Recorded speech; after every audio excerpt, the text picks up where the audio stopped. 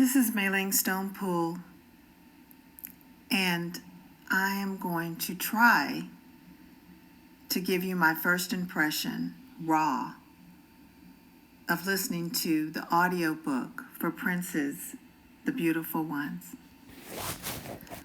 Right now, I'm very emotional.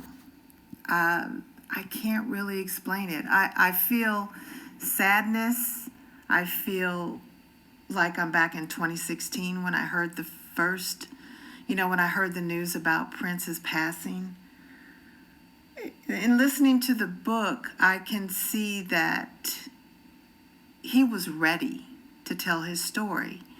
And that's one of the things I'm grieving about for him and for all of us, his friends and fans. You know, in my book that I'm writing, Maya Angelou is the first quote, and it says, "There is no greater agony than bearing an untold story inside you." And that was true for me as I poured my feelings into my book about our hometown and things that went down and being raised there and growing up there. And I feel that same agony for Prince because he really didn't get an opportunity to tell his story at a time when he absolutely was ready to tell it for whatever reason. Either he had a premonition that things were going,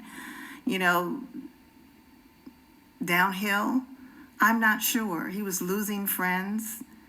And we're all going through that now. I'm 59 years old. I've lost a lot of friends.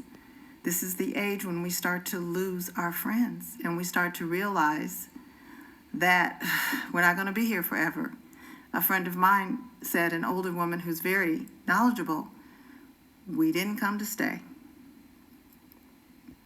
So when I turned the audio on, I just listened intently to the voices of all of the individuals involved.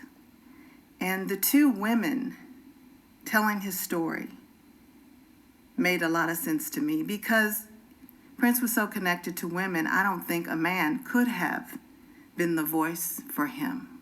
We wouldn't have believed it anyway. Nobody can be Prince's voice, no man.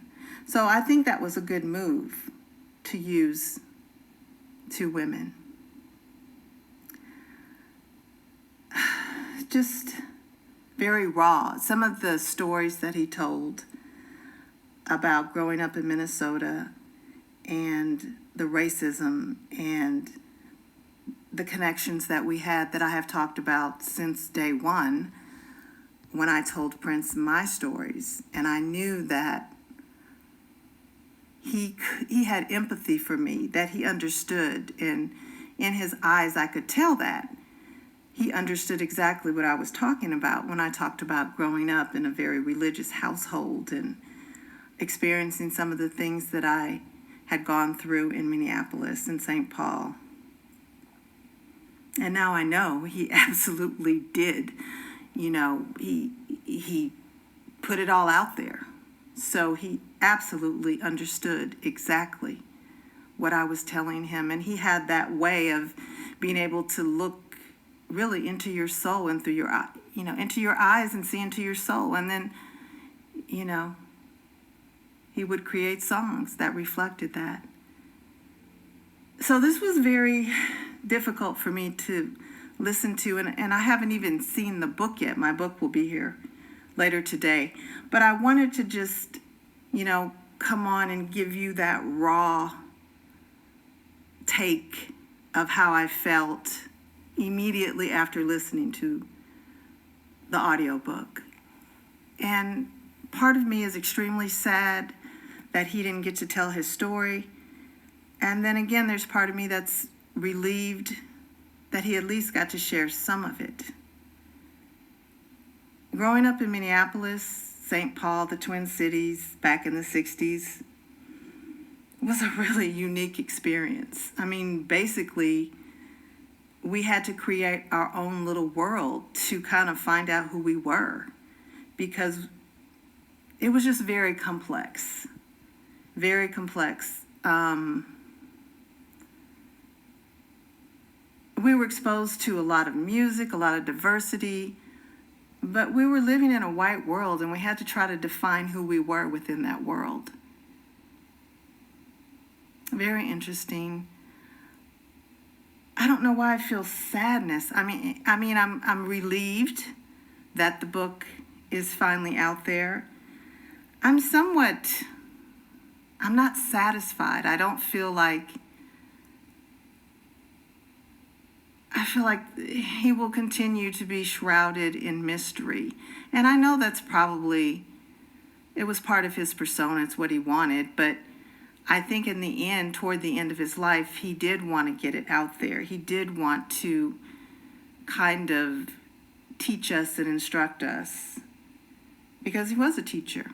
He was always a teacher.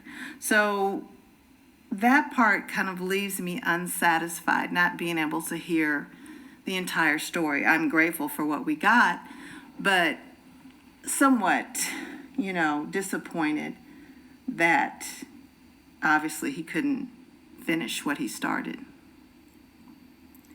Interesting that a lot of the things he talks about and some of the moments that were memorable, that were like those stop moments where you think, okay, this happened,